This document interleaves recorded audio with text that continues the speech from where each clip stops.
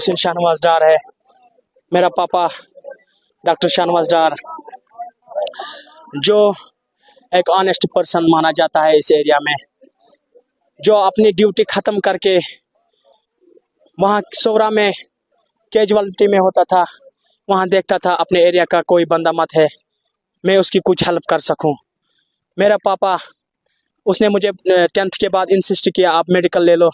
मैंने बोला पापा मेरा कोई मेडिकल में इंटरेस्ट नहीं है, मैं एक IAS ऑफिसर बनना है। आपका ये ख्वाब पूरा करूँगा, मैं खून पसीना एक करूँगा, लेकिन आपका ये ख्वाब ज़ाया नहीं होने दूंगा, क्योंकि ये मेरे दादा का ख्वाब था।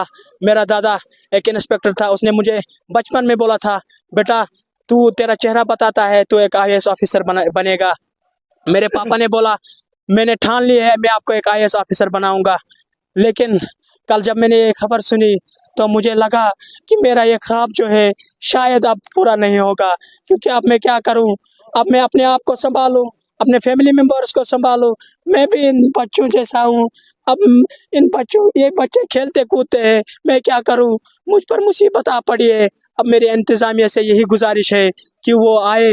SSP से मैं गुजारिश करता हूँ, SP साहब से गुजारिश करता हूँ, DC साहब से गुजारिश करता हूँ कि वो यहाँ आए, मेरे इस ख्वाब पर वो ध्यान दे कि ये बच्चा क्या करना चाहता है, मेरा ख्वाब ज़ाया नहीं होना चाहिए। बस यही मेरी इल्तिजा है, ये humble request. Bharatiya Janata party तैयार है, कार्यकर्ता तैयार है।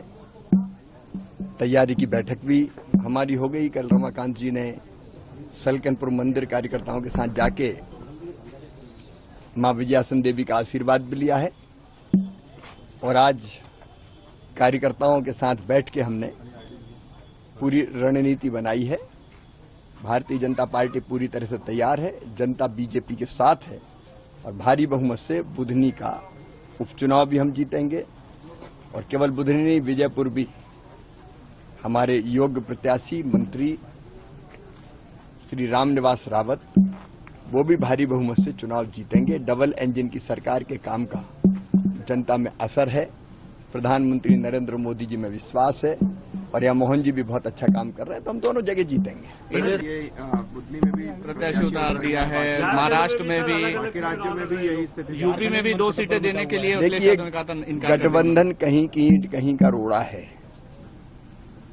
और इसलिए ये स्वाभाविक अलायंस थोड़ी है, ये तो कुछ स्वार्थी लोगों का गठबंधन है जो समान स्वार्थों के आधार पर इकट्ठा होते हैं।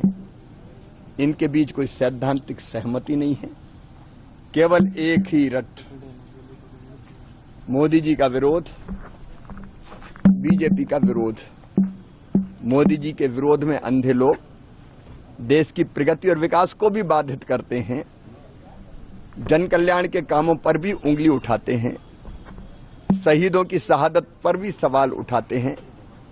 ये लोग देश के विकास के लिए नहीं है, जनता के कल्याण के लिए नहीं है, लेकिन अंतर विरोधों से जूझ रहे लोग कहां स्वाभाविक रूप से इकट्ठे हो सकते हैं।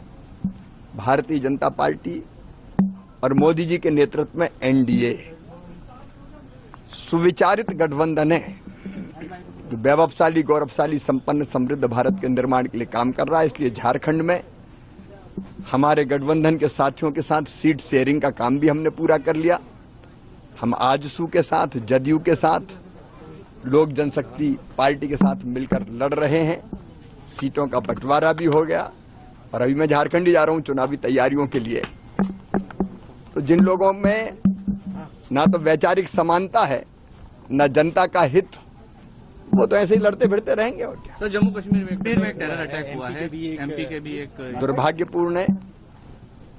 ये आतंकवादियों की पाकिस्तान की सह से कायराना हरकत है, और भारत ऐसे आतंकवादियों को जवाब देगा। अभी भी कुचला है, और ऐसे आतंकवादी किसी भी कीमत पर छोड़े नहीं जाएंगे, कठोरतम कार्रवाई होगी।